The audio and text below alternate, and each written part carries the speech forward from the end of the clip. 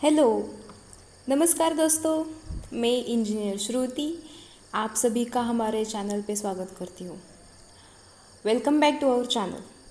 तो आज के इस वीडियो में हम सब डिस्कस करने वाले हैं यूपीएससी सीडीएस 2 2021 का अगला पार्ट, जो कि पहले वाली वीडियो में रह गया था। उसे ही हम कंटिन्यू करेंगे, ठीक है। चलो, हम इस सेट ए में उससे पहले भी आपको एक बात बताना चाहती हूँ। यह वीडियो आप अंत तक ज़रूर देखें और लाइक करना मत भूलना। अगर आप हमारे चैनल पे पहली बार आए हैं और अगर आप यह वीडियो पहली बार देख रहे हैं तो चैनल को सब्सक्राइब करना मत भूलना। तो चलो हम स्टार्ट करते हैं।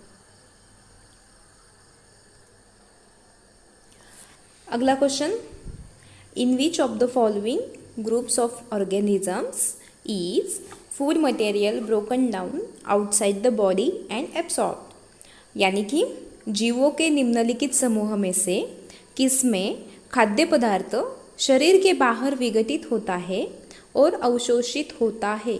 यानी कि हमें इन ऑप्शन में से एक ऐसा ग्रुप बताना है जो अपने खाद्य पदार्थ को शरीर के बाहर विघटित करता है।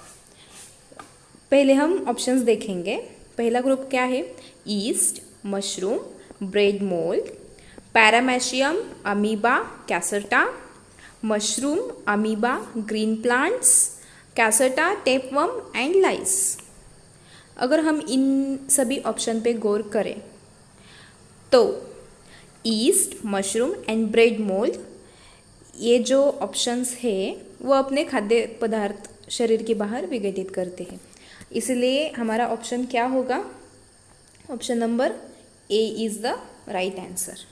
ओके, चलो अगले क्वेश्चन पे बढ़ते हैं। अगला क्वेश्चन क्या है?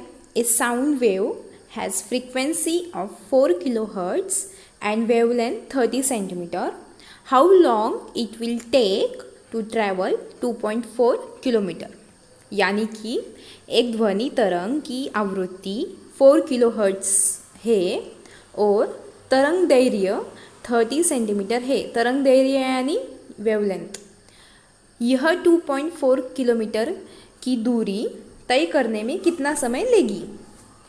अब ये क्वेश्चन सॉल्व करने के लिए हमें कुछ फार्मूलाज की ज़रूरत पड़ेगी। वो फार्मूलाज कौन से हैं हम देखेंगे यहाँ पे। पहले तो हमें कौन सा वाला फार्मूला लगेगा? V is equal to N lambda. और दूसरा वाला फॉर्मूला कौन सा लगने वाला है?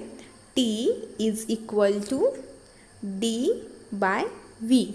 हमें क्वेश्चन में पूछा क्या गया है कि हमें टाइम बताना है, यानी कि T की वैल्यू बतानी है।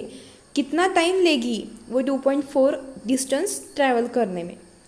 तो पहले उसके लिए हमें इस फॉर्मूले में हमें क्या क्या दिया है? टाइम फाइंड करना है और डी हमें 2.4 दिया गया है, लेकिन वी की वैल्यू पता नहीं है। इसलिए पहले हमें क्या करना होगा? वी की वैल्यू निकालनी पड़ेगी। तो वी की वैल्यू क्या आएगी? वो इस फॉर्मूले से आएगी। यहाँ पे एन की वैल्यू कितनी दी है हमें? एन की वैल्यू 4 किलोहर्ट्ज़। अब हमें किलोहर्ट्ज़ का हर्ट्ज़ में रूपांतर करना पड़ेगा। क्या कितना होगा? 4 kilohertz is equals to 4000 hertz. और लैम्डा की वैल्यू कितनी दी है? 30 सेंटीमीटर। 30 सेंटीमीटर का हमें मीटर में कन्वर्जन करना पड़ेगा। मीटर में उसका कन्वर्जन क्या आएगा? 0.30 मीटर। तो इसकी वैल्यू कितनी आएगी हमारे पास? 1200। ये हमारा क्या आ गया? V। और उसके बाद इस V की वैल्यू हमें कहाँ पे पुट करनी है? इस फॉर्मूले में। तो हमें टाइम की वैल्यू मिल जाएगी। डिस्टेंस कितना दिया है? 2.4 किलोमीटर। किलोमीटर का मीटर में हम कन्वर्जन किए तो उसकी वैल्यू आएगी 2400। और हमारे पास V कितना आया था? 1200। तो ये ज़ीरो दोनों ज़ीरो कैंसिल होंगे। 12 1 12, 12 2 दैट इज़ टाइम कितना आया? 2 सेकेंड। ओके, तो हमारा ऑप्शन क्या होगा? ऑप्शन हमारा होगा A is the right answer. Okay, चलो अगले क्वेश्चन पे बढ़ते हैं। अगला क्वेश्चन क्या क्या बता रहा है हमें? यही यहाँ पर भी एक प्रॉब्लम दिया है, उसे हमें सॉल्व करना है। An electric bulb is connected to 110 volt generator, the current is 0.2 ampere, what is the power of bulb? यानी कि हमें इस वाले क्वेश्चन में पावर की वैल्यू बतानी है। एक विद्युत बल्ब 110 जनित्र यानी जनरेटर के साथ जुड़ा है, विद्युत धारा 0.2 एम्पियर है, बल्ब की शक्ति कितनी होगी? तो यहाँ पर भी हमें 2 फार्मूलाज यूज़ करने पड़ेंगे। कौन से हम देखते हैं यहाँ पे। पहला तो हमें कौन सा वाला पावर का फॉर्मूला लगेगा? पावर का फॉर्मूला क्या है? Power P is equal to I square R। लेकिन हमारे पास क्या है? I है, लेकिन R की वैल्यू नहीं है। R की वैल्यू नहीं है, इसीलिए हमें पहले R की वैल्यू निकालनी पड़ेगी। वो R की वैल्यू हम कहाँ से निकालेंगे? हमारे पास और एक फॉर्मूला है, V is equal to IR। तो यहाँ पे हम अगर वैल्यूज़ डालेंगे तो हमें R की वैल्यू मिल जाएगी। V हमारा कितना दिया है हमें? V हमारा दिया है 110 volt, that is 110 volt, and I कितना दिया है? 0.2 ampere into R, 0.2 ampere into R। तो इस R की वैल्यू हमें मिल जाएगी। ये हम यहाँ पे अगर डिवाइड कर दे तो हमें R की वैल्यू मिल जाएगी। वो कितनी आएगी? 110 डिवाइडेड बाई 0.2, दैट इज़ ये यहाँ पे वैल्यू कितनी आएगी? 2 1 ज़ा 2, 2 5 ज़ा 2 5 ज़ा 0, that is R is equal to 550। ये R की वैल्यू हम इस फॉर्मूले में डालेंगे, ठीक है। तो हमें आंसर कितना आएगा? I स्क्वायर, I की वैल्यू कितनी दी है? 0.2, उसका स्क्वायर इंटू 550, दैट इज़ 0.04। पहले मैं इसको इरेज कर देती हूँ थोड़ा सा। कितना आया था? 0.2 स्क्वायर इंटू 550। 0.2 का स्क्वायर क्या आएगा? 0.04 इंटू 550, दैट इज़ ये कितना आएगा हमारे पास? Yes, 22 watt. पावर का यूनिट क्या होता है? वैट होता है। 22 वैट अगर हमारा आंसर आया तो हमारे ऑप्शन में क्या क्या आएगा? हमें ऑप्शन में देखते हैं हम लोग। Yes, option number C is the right answer. Okay, चलो अगले क्वेश्चन पे बढ़ते हैं। अगला क्वेश्चन क्या है? Refraction of light as it enters from one transparent medium to another is due to, यानी कि किसी एक पारदर्शी माध्यम से दूसरे पारदर्शी माध्यम में प्रवेश करते समय प्रकाश का अपवर्तन किस कारण होता है? किस कारण होगा? Yes, change in speed of light. Okay, चलो अगले क्वेश्चन पे बढ़ते हैं। अगला क्वेश्चन क्या है? हाँ, यहाँ पे भी हमें एक प्रॉब्लम दिया है, वो हमें सॉल्व करना है। A bus starting from a bus stand and moving with uniform acceleration attains a speed of 20 km per hour in 10 minutes. What is its acceleration? यानी कि एक बस स्टैंड से चलना प्रारंभ कर एक समान त्वरण से चलती हुई 10 मिनट में 20 किलोमीटर पर आवर की स्पीड यानी कि चाल प्राप्त करती है। तो इसका त्वरण क्या होगा? त्वरण, हमें इस वाले क्वेश्चन में कुछ फार्मूलाज की ज़रूरत पड़ेगी। वो फार्मूलाज कौन कौन से होंगे? देखो यहाँ पे पहले तो हमें कुछ कन्वर्जन्स करने पड़ेंगे। हमारे ऑप्शंस क्या है? किलोमीटर पर आवर स्क्वायर में है, तो स्पीड का ये जो स्पीड है यहाँ पे, तो स्पीड स्पीड में हमें कुछ चेंजेस नहीं करने पड़ेंगे क्योंकि ये किलोमीटर पर आवर में है, लेकिन ये मिनट जो है इस मिनट का हमें आवर में कन्वर्जन करना पड़ेगा। तो इसका कन्वर्जन क्या होगा, 1 आवर में कितने मिनट्स होते हैं 60, ओके, और यहाँ पे कितने दिए हैं 10, तो हमारे इसका कन्वर्जन क्या होगा, वो 0 0 cancel out, that is 1/6, okay. तो इस 1/6 वाले ये 1/6 हमारा कन्वर्जन हुआ और स्पीड हमें दी है 20 किलोमीटर पर आवर। तो हमें क्या करना है, इसका त्वरण निकालना है। तो त्वरण क्या आएगा, त्वरण आएगा हमारा, हम देखेंगे यहाँ पे,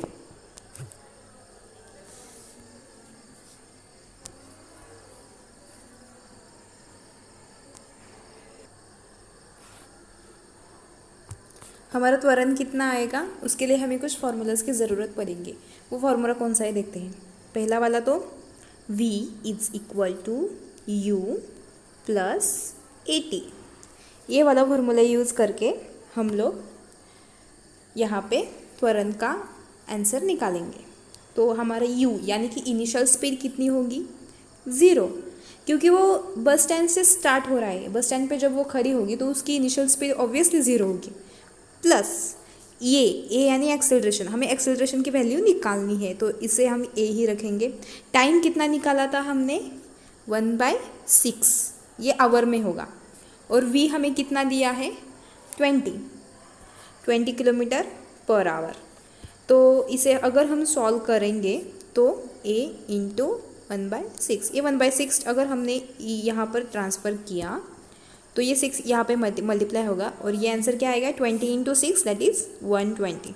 यानी कि ऑप्शन, हमारे ऑप्शन में क्या आएगा, ऑप्शन देखते हैं हम लोग, 120 kilometre per our square, okay, ठीक है। चलो अगले वाले क्वेश्चन पे बढ़ते हैं। अगला वाला क्वेश्चन क्या बताता है, Which one of the following is the correct reactivity order of metals reacting with dilute HCl? HCl यानी हाइड्रोक्लोरिक एसिड। तनु HCl के साथ अभिक्रिया करने वाले धातु की सही अभिक्रियता कोटि यानी कि रिएक्टिविटी ऑर्डर निम्नलिखित में से कौन सी है। अब यहाँ पे देखो, रिएक्टिविटी ऑर्डर बताने के लिए मैं कुछ पॉइंट्स आपको बताने वाली हूँ। जो मोर रिएक्टिव मेटल्स होते हैं उनकी ग्रेटर टेंडेंसी होती है, कौन सी टेंडेंसी होती है, to lose electrons from their and form positive ions. यानी कि more reactive metals have a greater tendency to lose electrons and form positive ions. यानी कि हमें यहाँ पे ये जो मेटल्स है उनके अगर एटॉमिक नंबर हमें पता चल जाए तो हम उनसे उनके इलेक्ट्रॉन लूज़ करने की टेंडेंसी फाइंड आउट कर सकते हैं। मैग्नीशियम का एटॉमिक नंबर कितना होगा, मैग्नीशियम का 12, एल्यूमिनियम का 13, जिंक का 30 और आयरन उसका क्या होगा 26। अगर हम इन सब में गौर करें तो हमारी रिएक्टिविटी ऑर्डर, सही वाली रिएक्टिविटी ऑर्डर कौन सी होगी, yes, option number A, magnesium is greater than aluminium is greater than zinc is greater than iron, okay. चलो अगले वाले क्वेश्चन पे बढ़ते हैं। अगला वाला question, which one of the following acids is secreted by leaves of nettle that causes painful stings. यानी कि निम्नलिखित में से कौन सा अम्ल बिच्छू बूटी यानी क्या, नेटल की पत्तियों द्वारा स्रवित होता है जिससे पीड़ादायक जलन होती है। कौन सा होगा वो वाला, कौन सा होगा, यस, मिथेनोइक एसिड, ओके। अगले वाले क्वेश्चन पे बढ़ते हैं। अगला वाला क्वेश्चन क्या है, विच one of the following statements is और आर करेक्ट। यानी कि जो नीचे दिए गए स्टेटमेंट्स है उनमें से हमें करेक्ट वाला ऑप्शन बताना है। तो अब हम ऑप्शंस देखेंगे। पहला वाला क्या दिया है, all the bases are alkali. नहीं होते, ऑल बेसेस आर अल्कली नहीं होते, तो ये वाला ऑप्शन रॉन्ग होगा हमारा। दूसरा ऑप्शन देखेंगे, all alkalis dissolve in water. Yes, all alkalis are dissolve in water, यानी कि सेकेंड वाला ऑप्शन हमारा राइट होगा। और थर्ड वाला ऑप्शन क्या है, alkalis are soapy to touch, bitter in taste and corrosive in nature. Yes, alkalis are soapy to touch, bitter in taste and corrosive in nature. तो इन ऑप्शंस में से करेक्ट वाले ऑप्शन कौन से आए, सेकेंड एंड थर्ड, यानी कि option C is the right answer. Okay, चलो अगले वाले क्वेश्चन पे बढ़ते हैं। Which one of the following materials is present in a guard tube, यानी कि drying tube that is used for preparation of hydrochloric gas, यानी कि किसी रक्षक नली शुष्कन नली में निम्नलिखित में से कौन सा द्रव्य मौजूद होता है जिसका उपयोग हाइड्रोक्लोरिक गैस बनाने में किया जाता है। कौन सा होगा, yes, calcium chloride, calcium chloride होगा। ठीक है, चलो fertilizers are used to obtain higher yields of crops. However, all nutrients are usually not available in fertilizers. Which one of the following nutrients is usually, क्या बोला है यहाँ पे, not पे जोर दिया है, not available in fertilizers। अगर हमने थोड़ा सा इस पर विचार किया तो फर्टिलाइजर्स में क्या क्या अवेलेबल होता है, पोटेशियम अवेलेबल होता है, नाइट्रोजन होता है और फॉस्फोरस भी होता है, लेकिन आयरन उस पर अवेलेबल नहीं होता। तो हमारा ऑप्शन नंबर क्या आएगा, yes, A is the right answer. अगले वाले क्वेश्चन पे बढ़ते हैं। हाँ, क्या क्या बताया है हमें यहाँ पे, देखो क्या बताया है, Rupa and Sachin observed an animal in their school garden.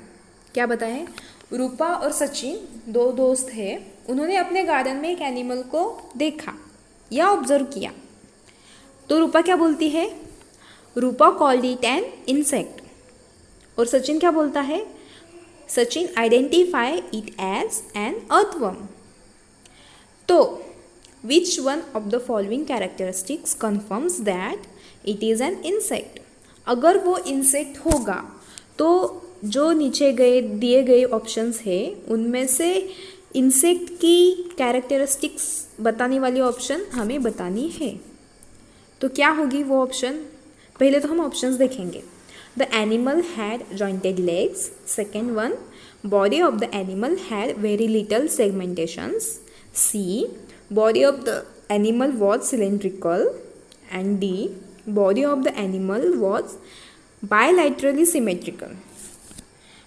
अगर वो इंसेक्ट होगा, मैं क्या बोल रही हूँ, अगर वो इंसेक्ट होगा तो हमारे ऑप्शंस में से कौन सा ऑप्शन करेक्ट आएगा, yes, the animal had jointed legs, यानी कि option number A is the right answer. Okay okay, चलो अगले वाले क्वेश्चन पे बढ़ते हैं। अगला वाला क्वेश्चन क्या बता रहा है हमें, animals which are marine bilaterally symmetrical have a coelom and a notochord but never form a vertebral column are placed under which one of the following groups। यानी कि हमें एक ग्रुप बताना है जो क्या क्या बताता है, वो एनिमल मरीन होगा, बायलैटरली सिमेट्रिकल होगा एंड उसे सेलम होगा, नोटोकॉर्ड होगा, but never form A vertebral column, but वो वर्टिब्रल कॉलम फॉर्म नहीं करेगा। तो ऐसा वाला ग्रुप कौन सा होगा, yes, Protochordata. Protochordata is the right answer. ठीक है, अगले क्वेश्चन पे बढ़ते हैं। What is the location of intercalary meristem in plants? Intercalary पादपों में अंतर्वेशी विभाजोतक कहाँ पाया जाता है? कहाँ पाया जाएगा? कहाँ पे? Yes, base of the leaves and internodes, यानी कि option number A, base of the leaves and internodes. Okay okay, चलो अगले वाले क्वेश्चन पे बढ़ते हैं। The federation of which one of the following states has been described as an indestructible union of indestructible states, यानी कि निम्नलिखित में से किस राष्ट्र के परिसंघ को अनश्वर राज्यों का अनश्वर संघ के रूप में वर्णित किया जाता है? अनश्वर यानी इंडिस्ट्रक्टिबल, कौन सा होगा वो? Yes, USA. ओके ओके, अगला वाला question. Who among the following is the author of the famous essay? वो एसे कौन सा होगा? The end of the history and the last man, यानी कि the end of the history and the last man, इस प्रसिद्ध निबंध का हमें लेखक का नाम बताना है। कौन सा होगा वो लेखक? थोड़ा सा विचार किया तो वो लेखक कौन सा होगा? Yes, Francis Fukuyama. क्या अच्छे अच्छे नाम है ना। अगला वाला question, which one of the following statements is not correct? यहाँ पे हमें कौन सा स्टेटमेंट बताना है जो करेक्ट नहीं होगा? तो ऑप्शंस देखेंगे हम। Allahabad high court has a bench at Lucknow, Guwahati high court has no bench, Rajasthan high court is located at Jodhpur, and Madhya Pradesh high court has a bench at Gwalior. तो यहाँ पे ऑप्शन कौन सा वाला करेक्ट होगा? Yes, Madhya Pradesh high court has a bench at Gwalior. Okay okay, चलो अगले वाले क्वेश्चन पे बढ़ते हैं। Which among the following is not a condition for the disqualification of a member of parliament? यानी कि संसद सदस्य की निर्हरता के लिए निम्नलिखित में से कौन सी एक शर्त नहीं है? कौन सी वाली बतानी है हमें? जो शर्त उसमें नहीं है, नहीं वाली बतानी है। तो पहले हम वो ऑल देखेंगे। Voluntary acquisition of citizenship of a foreign country, यानी कि किसी विदेशी राज्य की नागरिकता स्वेच्छा से अर्जित करना। दूसरा वाला ऑप्शन क्या होगा? Holding the office of the chairperson of the national commission for women, यानी कि राष्ट्रीय महिला आयोग का अध्यक्ष पद धारण करना। तीसरा वाला ऑप्शन क्या होगा? The member abstains from voting in the house without prior permission, यानी कि सदस्य सदन में पूर्व अनुमति के बिना मतदान से प्रवृत्त रहता है। और चौथा वाला ऑप्शन क्या होगा?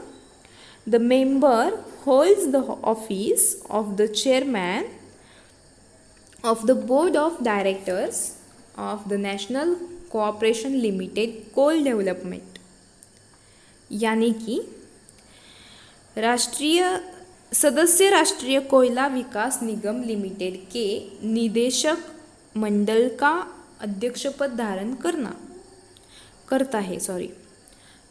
तो अगर हम ऑल ये सभी जो ऑप्शंस है उसको हम ध्यान में रखते हैं तो हमारा ऑप्शन कौन सा वाला सही होगा? Yes, the member abstains from voting in the house without prior permission। Okay, चलो तो आज हम यहीं तक क्वेश्चंस देखेंगे और अगले जो क्वेश्चंस रह गए हैं वो हम अगले वाले क्वेश्चन में अगले वाले वीडियो में कंटिन्यू करेंगे।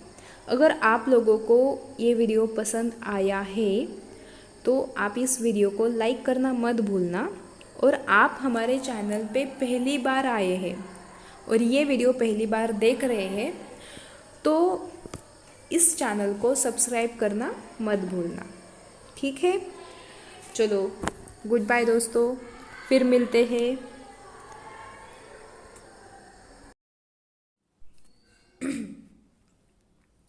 हॅलो, नमस्कार, मी इंजिनियर श्रुती आपल्या सर्वांचं या चॅनलवर मनपूर्वक स्वागत करत आहे। तर चला, आज आपण या व्हिडिओमध्ये UPSC CDS 2 2021चा प्रश्नपत्रिका त्याचा पुढचा पार्ट डिस्कस करणार आहोत।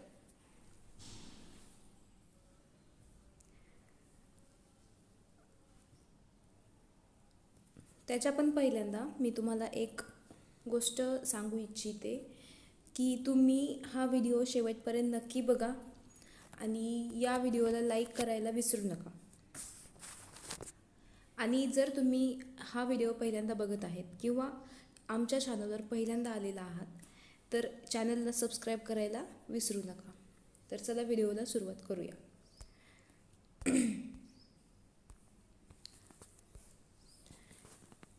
हा पहिला प्रश्न, in which of the following groups of organisms is food material broken down outside the body and absorbed?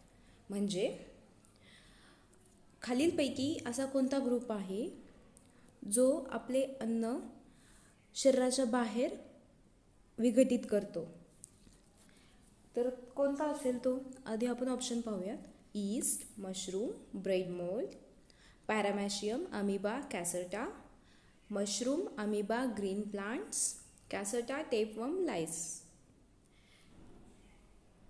जर आपण यावर विचार केला तर ईस्ट, मशरूम आणि ब्रेड मोल्ड हा जो ग्रुप आहे हा एकुलता एक ग्रुप आहे जो ही कंडिशन सॅटिस्फाय करतो, म्हणून option number A is the right answer.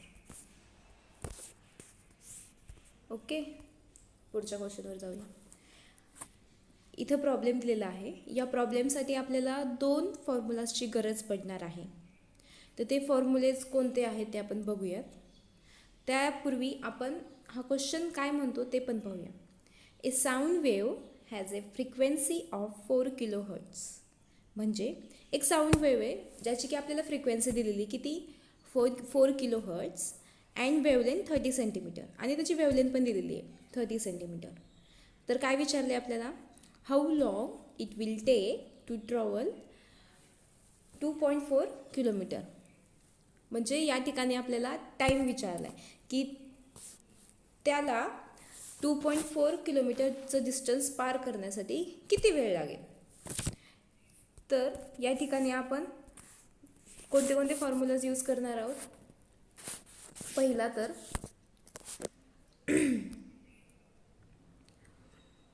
टाईमचा, that is T is equal to distance by V। पण आपल्याला या क्वेश्चनमध्ये बघा, या क्वेश्चनमध्ये आपल्याला काय दिलेलं आहे, फ्रिक्वेन्सी अँड वेवलेंथ। आपल्याकडे V तर नाहीच आहे, मग त्याच्यामुळं आधी आपल्याला V फाइंड करायला लागणार। सो पहिलं Vचा फॉर्म्युला काय असणार, Vचा फॉर्म्युला माहिती आहे का, Vचा formula N lambda. Okay, N दिलेला आहे, लॅम्बडा दिलेला आहे, त्याच्यावरून आपण Vची व्हॅल्यू काढू शकतोय। N किती दिलं आहे आपल्याकडे, फ्रिक्वेन्सी येस 4 किलोहर्ट्ज। आता किलोहर्ट्जचं हर्ट्जमध्ये पहिल्यांदा रूपांतर करून घ्यायला लागणार आपल्याला।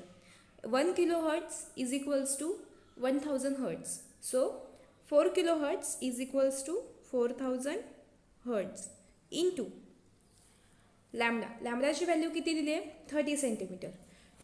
यामध्ये 30 सेंटीमीटरचं आपल्याला मीटरमध्ये कन्वर्जन करून घ्यायला लागणार। असे ज्यावेळेस क्वेश्चन दिलेले असतात ते दिसायला खूप सोपे असतात, फॉर्म्युला पण खूप सोपे असतात, पण आपलं चुकतं कुठं, जे त्याचं युनिट कन्वर्जन असतं त्याच्यामध्ये आपलं चुकतं आणि त्यामुळे आपलं आन्सर निघत नाही। त्याच्यामुळे युनिट कन्वर्जन खूप महत्त्वाचं आहे। वेवलेंथ 30 सेंटीमीटर दिली आहे, त्या 30 सेंटीमीटरचं मीटरमध्ये कन्वर्जन 0.3 मीटर येणार आणि व्हीची व्हॅल्यू किती आली मग आपल्याकडे 1200. ओके, हे झालं व्ही. आता व्ही आपल्याला भेटले तर आपण आपला दुसरा फॉर्म्युला काय होता? दुसरा फॉर्म्युला आपल्याकडे टाईमचा formula T is equals to D by V. D आपल्याला दिलेलं आहे, किती दिलं आहे? डी आपल्याला दिलं आहे 2.4 किलोमीटर. तर ते डी बाय व्ही या फॉर्म्युल्यामध्ये आपण 2.4 किलोमीटर घालूयात. त्या किलोमीटरचं डबल आपल्याला मीटरमध्ये कन्वर्जन करायला लागणार. So 2.4 kilometre is equal to 2400 metre. 2.4 kilometre 2.4ला आपण 1000ने जर मल्टिप्लाय केलं तर त्याचं कन्वर्जन काय होणार? 2400 मीटर. मग ते 2400 मीटर आपण इथं घालूयात. आणि व्हीची व्हॅल्यू आपली किती आलेली? 1200. तर याला जर आपण सॉल्व केलं 20 कॅन्सल, 12 1 12 12 2 म्हणजे आपले टाईम किती आला? 2 सेकंद. म्हणजे आपला ऑप्शन नंबर काय असणार याच्यामध्ये?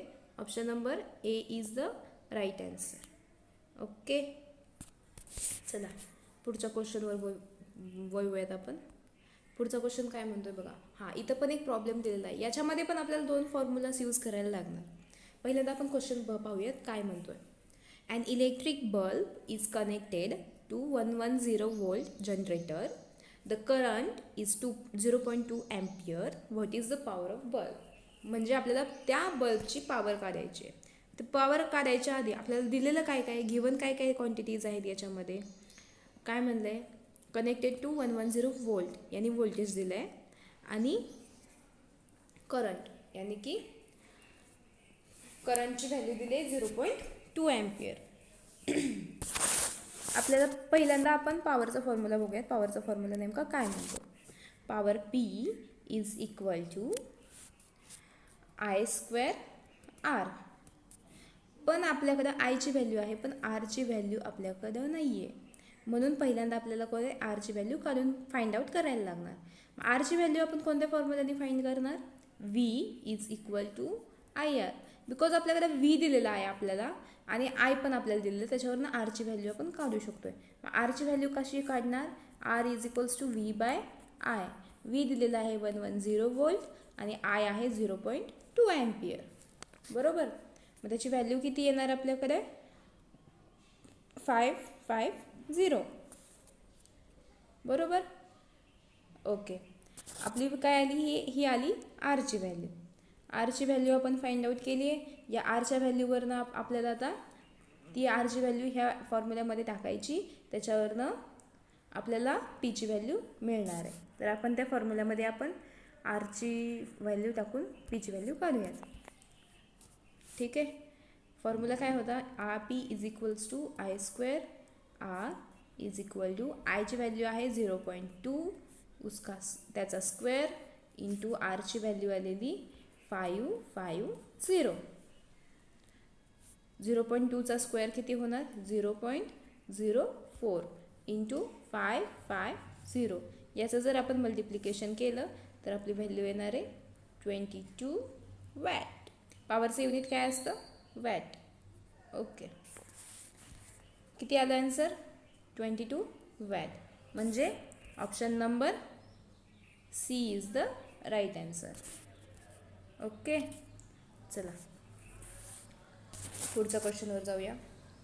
Refraction of light as it enters from one transparent medium to another is due to. म्हणजे काय? रिफ्रॅक्शन ऑफ लाईट जे आहे, जेव्हा लाईट ही एका मीडियममधून दुसऱ्या ट्रान्सपरंट मीडियममध्ये एंटर करते, ते कशामुळे होतं? थोडासा आपण जर यावर विचार केला तर ते कशावरनं होतं? Yes, change in speed of light. लाईटची स्पीड चेंज झाल्यामुळं त्याच्यामध्ये रिफ्रॅक्शन ऑफ लाईट होतं. रिफ्लेक्शन ऑफ लाईट जेव्हा ते ट्रान्सपरंट मीडियममध्ये one transfer medium to another transfer मीडियममध्ये एंटर केल्यावर होतो. ठीक आहे. पुढच्या क्वेश्चनवर वळूयात. इथं पण एक प्रॉब्लेम दिलेला आहे. काय म्हणतो आहे problem? A bus starting from the bus stand and moving with uniform acceleration attains a speed of 20 kilometre per our in 10 minutes. What is it's acceleration? काय म्हणलं आहे आपल्याला काय विचारलं याच्यामध्ये? ॲक्सलरेशन काढायचं आहे.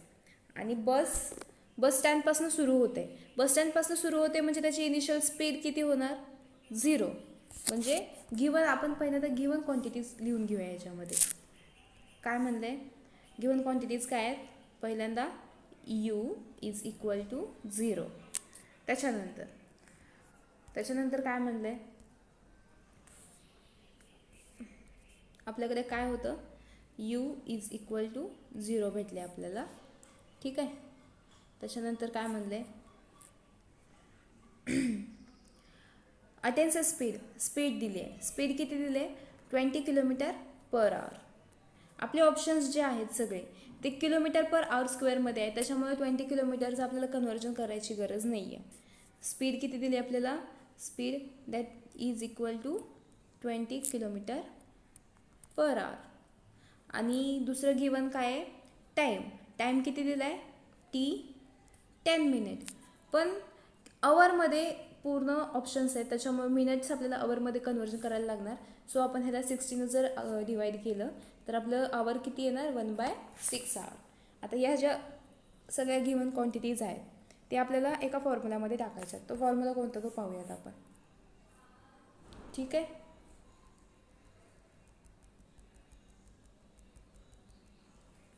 चला, फॉर्म्युला कोणता तो?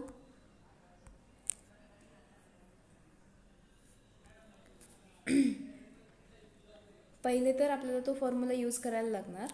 मग तो फॉर्म्युला बघूयात आपण.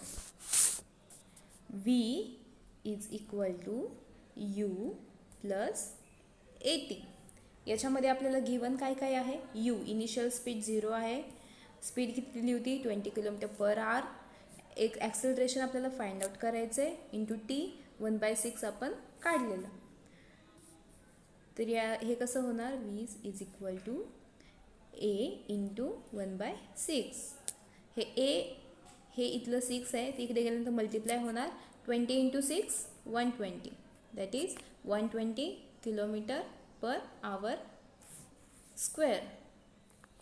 ठीक आहे. ऑप्शन जर पाहिले आपण तर option number B is the right answer.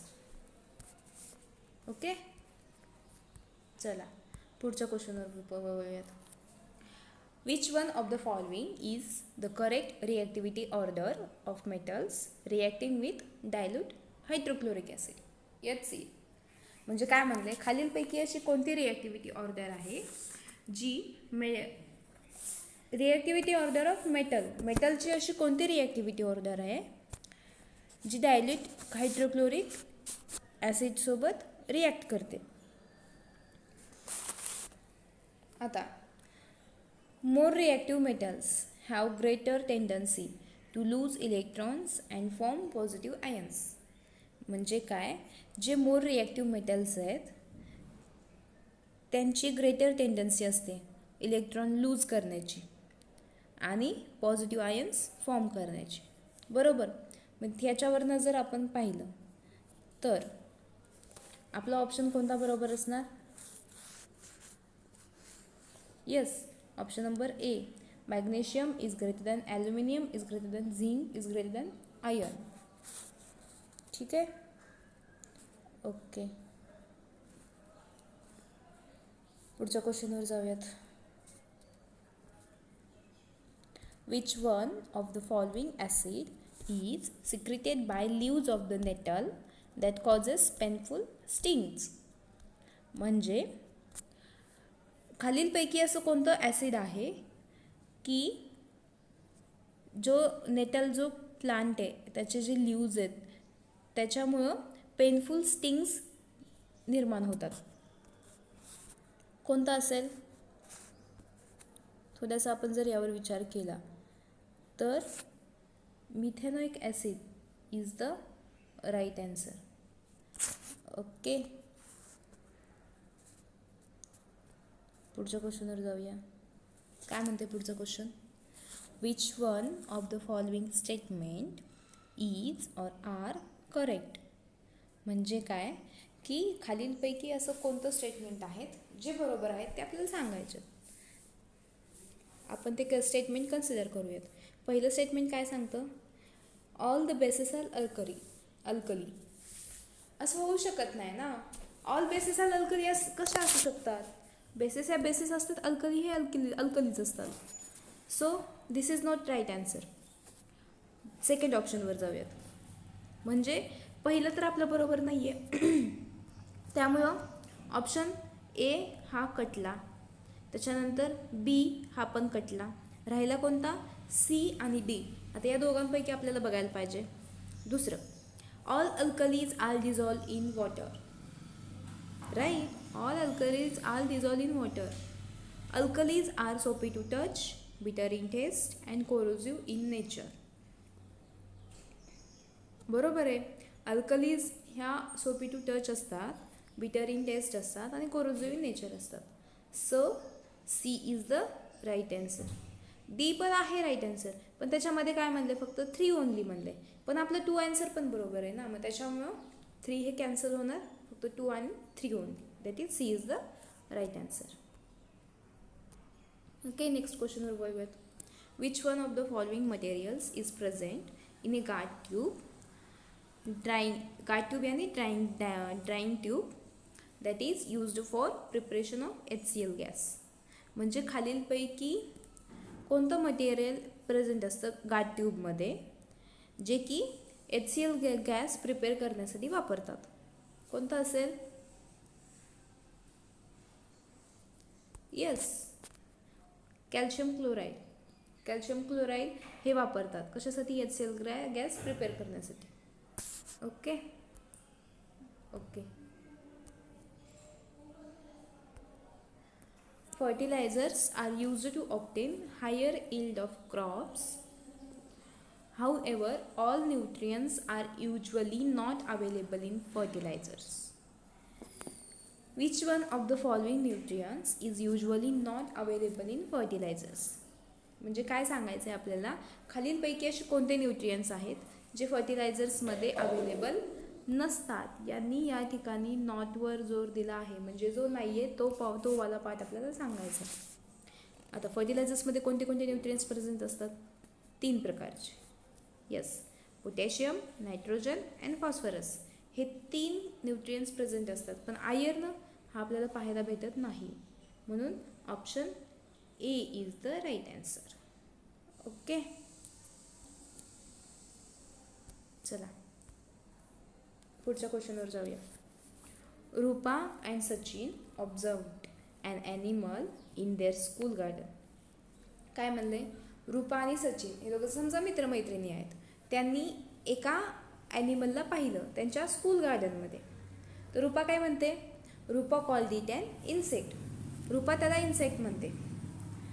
पण सचिन काय म्हणतो, Sachin identify it as an earthworm. Sachin त्याला अर्थवर्म म्हणतो.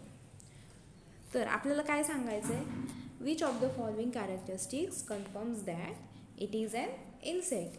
म्हणजे खालीलपैकी अशा कोणत्या कॅरेक्टरिस्टिक्स आहेत जे कन्फर्म करतात की तो इन्सेक्ट आहे. आपण आधी ऑप्शन्स पाहूयात, मग मी सांगते की त्या कोणत्या कॅरेक्टरिस्टिक्स असतात. An animal had jointed legs. त्या ॲनिमलला जॉईंटेड लेग्स आहेत. Body of the animal had very little segmentation. त्या ॲनिमलच्या बॉडीला छोटे छोटे सेगमेंटेशन्स आहेत. Body of the animal was cylindrical. त्याची बॉडी सिलेंड्रिकल आहे.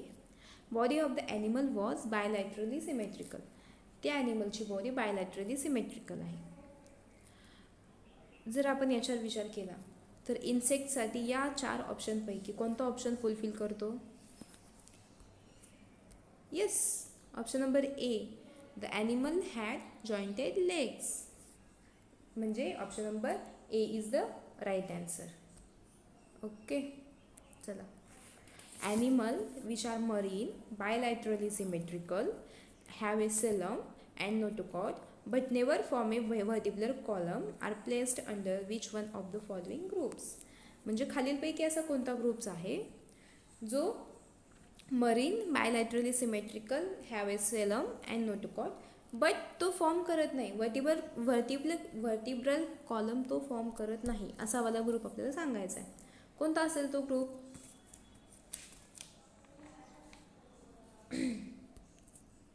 Yes, Protochordata. प्रोटोकॉर्डेटा ह्या सगळ्या कंडिशन्स फुलफिल करतो, म्हणून protochordata is the right answer, that is B. ठीक आहे. Okay. What is the location of intercalary meristem? काय म्हणले? इंटरकॅलरी मेरिस्टेमची लोकेशन प्लांट्समधली सांगायची आपल्याला. कुठं असतात ते intercalary meristem? Yes, base of the leaves और इंटरनोड्स, यानी कि A is the right answer. Okay okay, चला पुढचा क्वेश्चनवर बघूयात. पुढचा क्वेश्चन काय सांगतो आपल्याला? The federation of which one of the following states has been described as indestructible union of indestructible states. म्हणजे अनश्वर राज्याचं अनश्वर संघ आपल्याला सांगायचा आहे. कोणता असेल? येस, इथं ऑलरेडी दिलेलं आहे, USA असणार आहे. ओके, चला पुढच्या क्वेश्चनवर वळूयात आपण. Who among the following is the author of famous essay the end of history and the last man? The end of history and the last man या निबंधाचा फेमस लेखक आपल्याला त्या लेखकाचं नाव सांगायचं आहे. येस येस येस, इथं पण टिक झालं आहे. फ्रान्सिस फुकुयामा, बरोबर आहे, हाच लेखक असणार आहे. पुढच्या क्वेश्चनवर बोलूयात आपण. विच one of the following statement is not correct? खालीलपैकी कोणतं स्टेटमेंट करेक्ट नाही आहे ते आपल्याला सांगायचं आहे. Allahabad high court has a bench at Lucknow. Guwahati high court has no bench. Rajasthan high court is located at Jodhpur. Madhya Pradesh high court has a bench at Gwalior. कोणता असणार ऑप्शन करेक्ट? करेक्ट ऑप्शन पाहण्यापूर्वी आपण जे ऑप्शन्स करेक्ट आहेत ते पाहूयात. आपल्याला काय म्हणलं इथं? नॉट करेक्ट सांगायचं आहे, बरोबर. मग ऑप्शन ए, ऑप्शन बी आणि ऑप्शन सी हे करेक्ट आन्सर आहेत. पण ऑप्शन डी जो आहे हा ऑप्शन जरा मला चुकीचा वाटतो आहे. Madhya Pradesh high court has a bench at Gwalior.